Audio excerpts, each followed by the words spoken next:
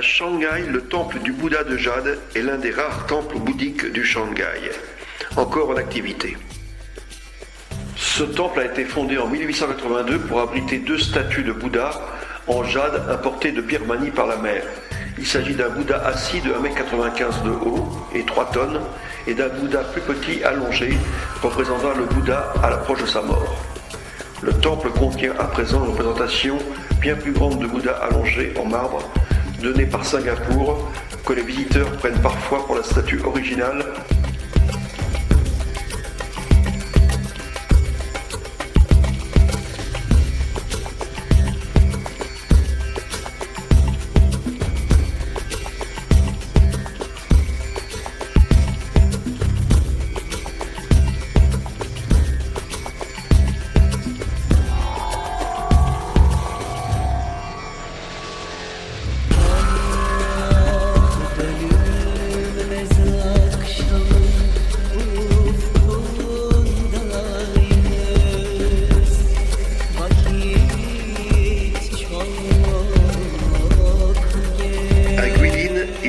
De magnifiques rivières et rizières qu'il est intéressant de visiter en vélo.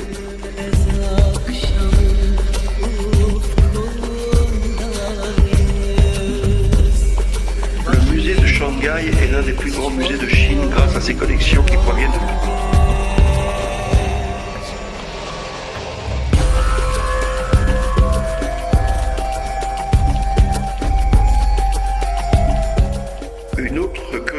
de Guilin est la grotte de la flûte de Roseau. C'est l'une des visites les plus étonnantes de Guilin avec ses éclairages multicolores, ses stalactites et ses stalagmites fantastiques. Cela vous fera penser sûrement au voyage au centre de la Terre.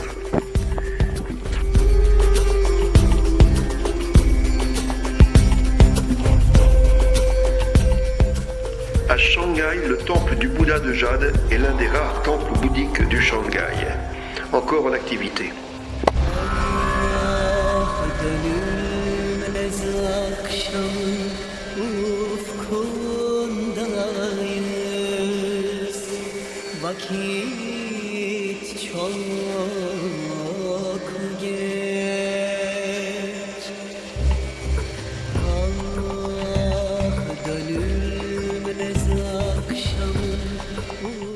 Ce temple a été fondé en 1882 pour abriter deux statues de Bouddha en jade importées de Birmanie par la mer.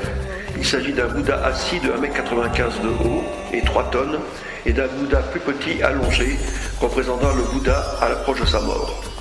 Le temple contient à présent une représentation bien plus grande de Bouddha allongé en marbre donnée par Singapour que les visiteurs prennent parfois pour la statue originale plus petite.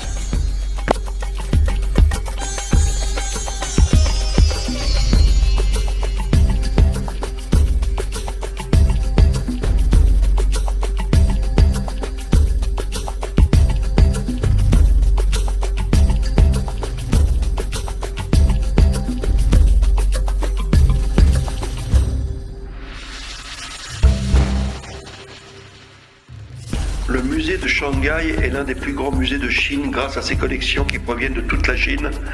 Ce musée représente de précieuses collections de bronze antique, de céramique et d'estampes. La visite du musée se fait au moyen d'un système audio. Le musée est divisé en 4 étages. Chaque étage représente plusieurs collections. Les visiteurs organisera librement le déroulement de la visite selon ses propres intérêts.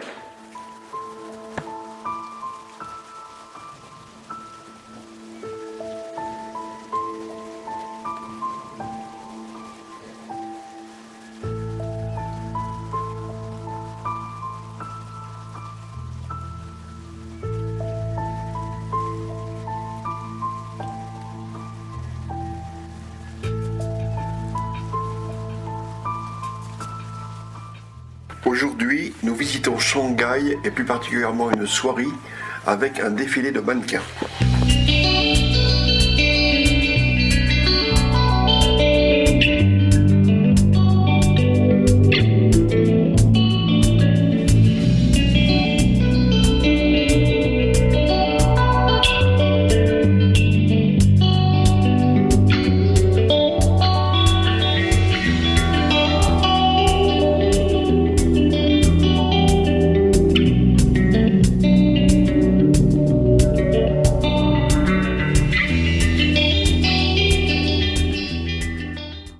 Voici le spectacle de cirque de Shanghai.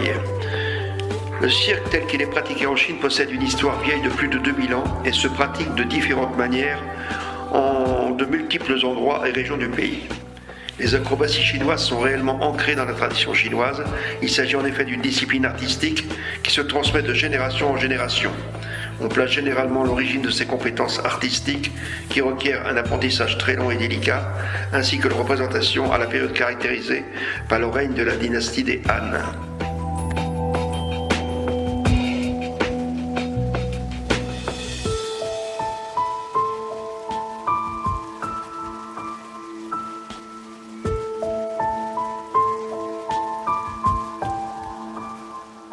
À Shanghai, il y a un célèbre boulevard appelé le Bund. Promenade atypique de Shanghai, le Bund témoigne du passé colonial de la ville, affichant un mélange d'architecture européenne, contrastant aujourd'hui avec les hauts buildings de verre. Le Bund, symbole incontestable de la ville de Shanghai, offre une vue grandiose sur le nouveau quartier des finances de Pudong.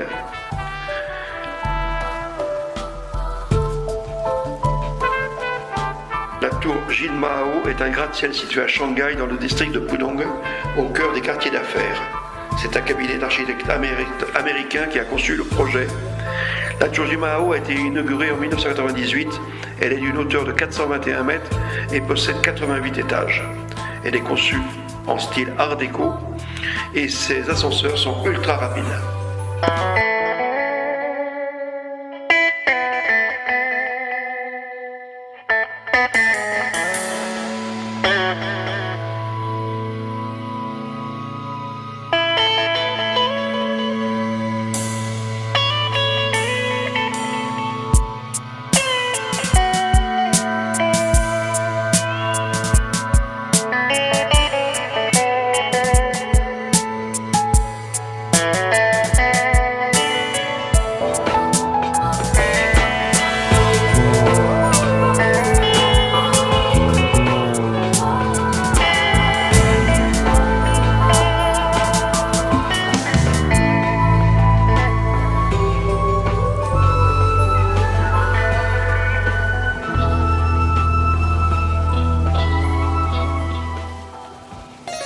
Nous sommes au pic Victoria qui est situé à 552 mètres et représente le point culminant de l'île de Hong Kong. D'ici, nous avons une vue exceptionnelle sur la baie de Hong Kong. Le nom légendaire de Hong Kong signifie port ou parfum, ou porte de l'encens, ou bien encore côte parfumée. Voici l'une des appellations de cet ancien rocher par lequel les générations d'aventuriers anglais firent transiter des cargaisons entières d'opium. Malgré la rétrocession, Hong Kong continue de cultiver une identité particulière. Derrière ses aires de city londonienne ou de petit New York, c'est une ville chinoise où bat le cœur d'une population venue majoritairement de Canton et de Shanghai.